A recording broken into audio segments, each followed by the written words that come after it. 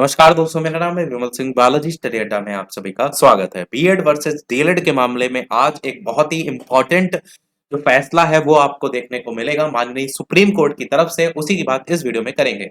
तो प्राइमरी शिक्षकों की रिक्तियों के कोर्ट ने आंकड़े मांगे थे। केंद्र ने प्राइमरी शिक्षकों के आंकड़े दें, ऐसा करके जो है वो सुप्रीम कोर्ट की तरफ से आदेश जारी किया गया था। उसी को लेकर के आज आपका फैसला आना है। प्राथमिक शिक्षक भर्ती का ये मामला है। प्राइमरी कक्षा 1 से 5 तक शिक्षक भर्ती के लिए बीएड डिग्री धारकों को अयोग्य मानने के फैसले में संशोधन की मांग की गई थी, आपको मैंने बताया था। तो इसी संशोधन की मांग पर ही सुप्रीम कोर्ट आज यानी सोमवार को सुनवाई करेगा।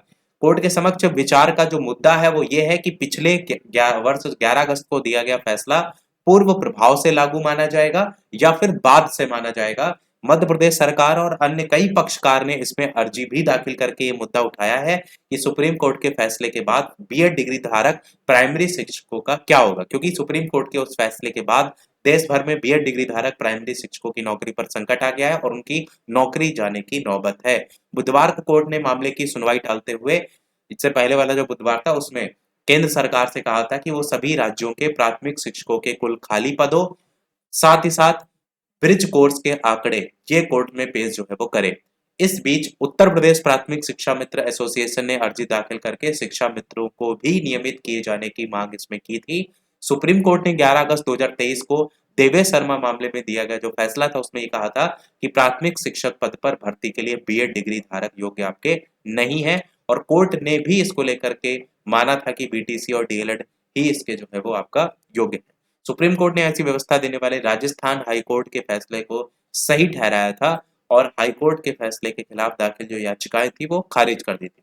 सुप्रीम कोर्ट का जो फैसला था उसका देशव्यापी असर हुआ था और बीएड जो डिग्री धारक प्राथमिक शिक्षक की नौकरी कर रहे हैं ऑलरेडी जॉब में, उन पर संकट आ गया था। मध्य प्रदेश सरकार ने और बहुत से प्रभावित लोगों ने सुप्रीम कोर्ट में अर्जी दाखिल करके कोर्ट से आदेश में संशोधन करने और स्पष्टीकरण करने की गुहार लगाई थी।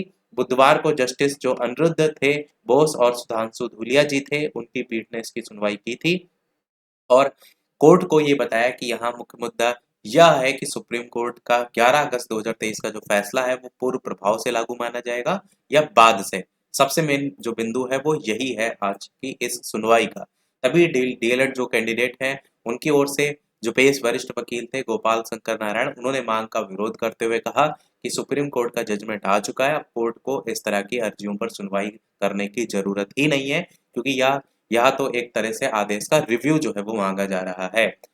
और इसमें राहत कोष के लिए सुप्रीम कोर्ट पहुंची तमिलनाडु सरकार, उसमें भी यहाँ लिखा है। परंतु अगली न्यूज में आप देखेंगे यहाँ पर भी वही बात की गई है कि जो मामला है वो दो बिंदु पर मेन है कि सुप्रीम कोर्ट के समक्ष मुख्य मुद्दा अगस्त 2023 के फैसले को पूर्व प्रभाव से लागू माना जाए या बाद से, और दूसरा मेन मुद्दा है कि बीएड को प्राइमरी शिक्षक पद के अयोग्य मानने में संशोधन को लेकर के सोमवार को सुनवाई। तो आज ये दो बड़े मुद्दे हैं जिन पर सुनवाई आपको देखने को मिलेगी। तो बहुत ही इंपॉर्टेंट आज का दिन हो सकता है। ज्यादा इंपॉर्टेंट उन कैंडिडेट के लिए है जो ऑलरेडी बीएड धारी हैं और ऑलरेडी जॉब कर रहे हैं। तो देखते हैं क्या कुछ फैसला निकल करके आता है। अभी तक के अपडेट में इतना ही। वीडियो लाइक शेयर सब्सक्राइब अवश्य कीजिएगा। कोई प्रश्न हो कमेंट में पूछ लीजिएगा। टेलीग्राम चैनल से नहीं जुड़े हो तो जरूर जुड़ जाइएगा। जितनी भी करंट अफेयर की अपडेट है हम आपको वहाँ डेली प्रोवाइड कराते रहते हैं। तो मिलते हैं अगले अपडेट में, तब तक के लिए नमस्कार, जय हिंद।